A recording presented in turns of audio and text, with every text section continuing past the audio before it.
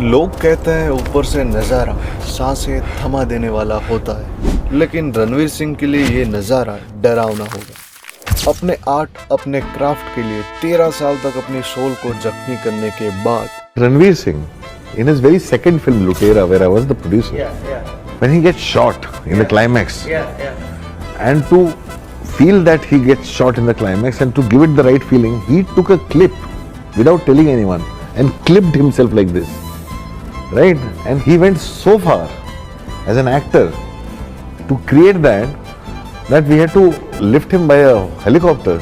Literally लुटेरा movie के scene में असली दर्द महसूस करने के लिए अपनी कमर में लोहे के किले चुभाने के बाद आखिरकार रणवीर ने सक्सेस के उस पीक को महसूस किया।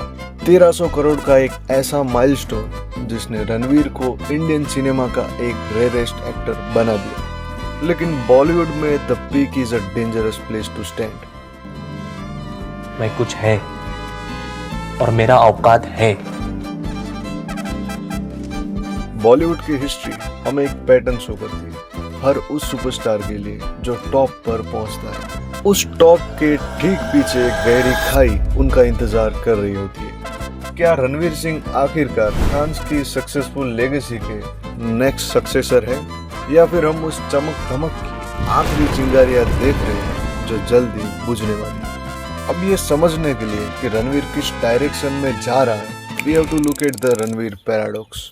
आमतौर पर एक सुपरस्टार अपने और ऑडियंस के बीच एक मिस्ट्री वॉल बना के रखता है, लेकिन रणवीर ने उस दीवार को ही तोड़ दिया और अपनी अलग ही पर्सनालिटी लोगों के सामने रखी। रणवीर का फैशन सिर्फ अजीब नहीं था, वो एक साइकोलॉजिकल शील्ड था।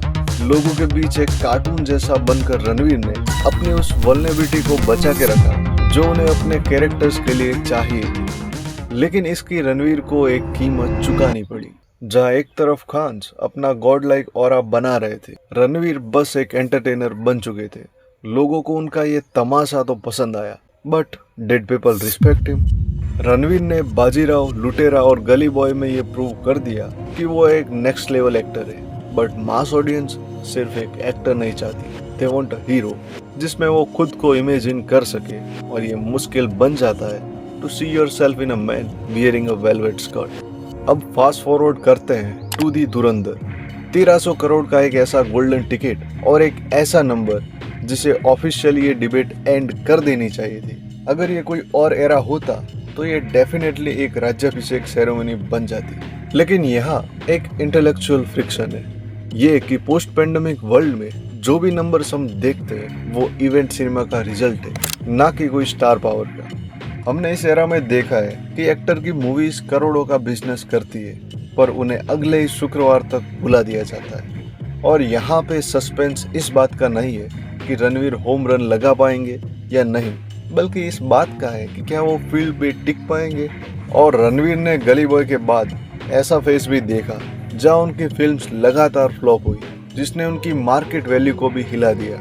उसके बाद आई धुरंधर ने रणवीर को जैसे एक नई लाइफलाइन दी, जिससे यहाँ सवाल ये है कि ये नए एरा की शुरुआत है या फिर एक टेम्पररी सक्सेस ड्रीम। बॉलीवुड में नेक्स्ट बिग थिंग बनने के लिए आपके पास एक आइकन होना जरूरी है, जैसे शाहरुख खान के पास डॉन था और बिग बी के पास एंग्री यंग मैन। ये एक फ्रेज, एक टाइटल भी कई बार गेम चेंजर बन जाता है। रणवीर को डॉन 3 और शक्तिमान जैसी मूवीज के साथ इस दुनिया की चाबी सौंप दी गई, और ये सिर्फ कोई मूवीज नहीं थी, इट इज अ कल्चरल हैंडओवर्स। लेकिन इन सारे प्रोजेक्ट्स को लेकर जो न्यूज आ रही है उससे लगता नहीं ये फिल्में कभी बन पाएगी। लेकिन अगर ये न्यूज सही है और रणवीर को ये फिल्म्स नहीं मिली तो रणवीर का एक कमर्शियल इंश्योरेंस कैंसिल होने जैसा होगा। अब रणवीर सिंह एक बेहद डरावने मोड पर है। अगर वो फिर से डीप मेथड रोल में लौटेंगे तो खतरा है कि वो टू नीस बन के रह जाएंगे, और अगर वो किसी फ्रेंचाइजी के बिना मास हीरो बनने की कोशिश करते हैं तो खतरा बहुत बड़ा है और दाव पे उनका स्टारडम लग जाता है। रणवीर सिंह की ट्रेजेडी ये है कि he is too talented for his own good. Bollywood में अगली बड़ी चीज बनने का मतलब अब 1300 करोड़ कमाना नहीं रहा, अब बात है टिके रहने की।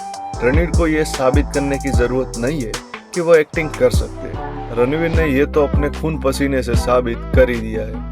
उन्हें अब ये साबित करना है कि वो लीड कर सकते हैं। नेक्स्ट बिग थिंग कोई ऐसा टाइटल नहीं जो आप एक बार कमा ले। ये एक ऐसा बोझ है जिसे आपको हर रोज उठाना पड़ता है। लेकिन इसके बारे में आप क्या सोचते हैं कमेंट में जरूर बताना, और वीडियो अच्छा लगे तो चैनल को सब्सक्राइब जरूर करना। मिलते हैं नेक्स्ट वीडियो में।